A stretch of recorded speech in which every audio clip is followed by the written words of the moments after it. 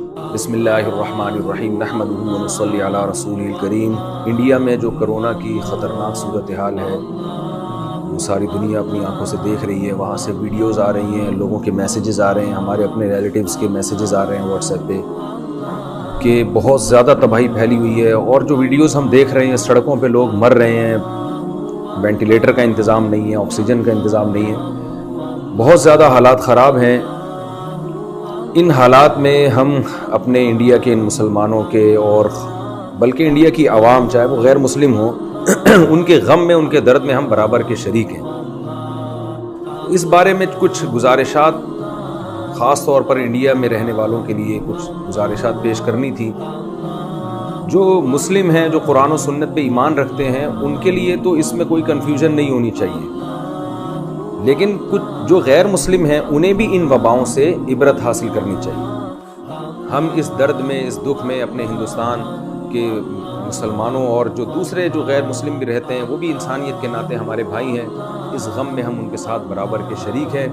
اور اللہ تعالیٰ سے ہم دلی دعائیں کرتے ہیں کہ اللہ اس مصیبت سے ہندوستان کے لوگوں کو جلد سے جلد نجات عطا فرما، اور جس کرب و اذیت میں وہ مبتلا ہیں، اے اللہ اس بیماری سے، اس مصیبت سے ان کو نکال دے، اور جب تک یہ بیماری مقدر ہے صبر کی ہم سب کو توفیق عطا فرما۔ اور اس میں غیر مسلموں کے لیے ایک سبق ہے کہ یہ دنیا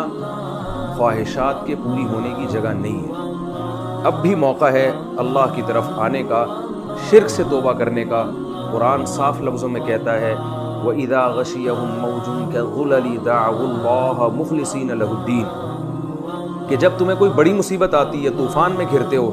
تو تم سب اپنے دوسرے خداؤں کو چھوڑ کر اس خدا کو پکارتے ہو جو آسمانوں میں، لیکن جب وہ تمہیں مصیبت سے نجات دے دیتا ہے تو پھر اس خدا کو تم بھول جاتے ہو، اگر وہ چاہتا ہے۔ بعض دفعہ وہ نجات نہیں بھی دیتا،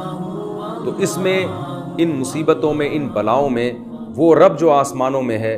وہ ہر ایک کو اپنی طرف دعوت دیتا ہے کہ آؤ مجھ سے مانگو۔ ایسے موقع پہ سب کو اسی اللہ کا تصور آتا ہے دماغ میں۔ ایک ویڈیو بھی ہندوستان سے وائرل ہوئی ہے کہ ایک ہندو فوجی وہ لوگ مسلمانوں سے اپیل کر رہا ہے کہ آپ لوگ دعائیں مانگیں۔ میری دادی مجھے بتایا کرتی تھی، سہارنپور سے ان کا تعلق تھا، کہ جب بارشیں بند ہو جایا کرتی تھیں تو ہندو بھی آ کے ہم سے ریکویسٹ کرتے تھے کہ آپ لوگ نماز استسقاء پڑھیں۔ یہاں ایک بوڑھے رہا کرتے تھے ہندوستان کے تھے، انہوں نے یہ بات مجھے بتائی کہ ہندو ہم سے کہا کرتے تھے کہ آپ جائیں اور نماز استسقاء پڑھیں اور اللہ سے دعائیں مانگیں، اور میں نے اپنی دادی سے براہ راست سنا کہ بہت دفعہ ایسا ہوا ہے کہ ہم نماز استسقاء میں گئے اور ہم نے اللہ سے رو رو کے دعائیں مانگی اور اسی وقت آسمان سے بارشیں برسنا شروع ہوئی۔ تو مسلمانوں کو خاص طور پر چاہیے، ہم تو ایک حقیقی خدا پر ایمان رکھتے ہیں جو بلائیں دے بھی سکتا ہے اور بلائیں ٹال بھی سکتا ہے، تو بہت شدید ضرورت ہے اس بات کی کہ رمضان کی ان مقدس راتوں میں پوری دنیا کے لیے، عام طور پر اور خصوصاً ہندوستان کے لیے جو ہمارا پڑوسی ملک ہے، اس کے لیے ہم راتوں کو اٹھ کے گڑ گڑائیں، دعائیں مانگیں، اور اس میں صرف مسلمانوں کو شامل نہ کریں بلکہ اللہ سے یہ دعا مانگیں کہ اللہ انسانیت جس کرب و اذیت میں مبتلا ہے تو اس مصیبت سے ہم سب کو نکال دے۔ اللہ تعالیٰ سے دعا ہے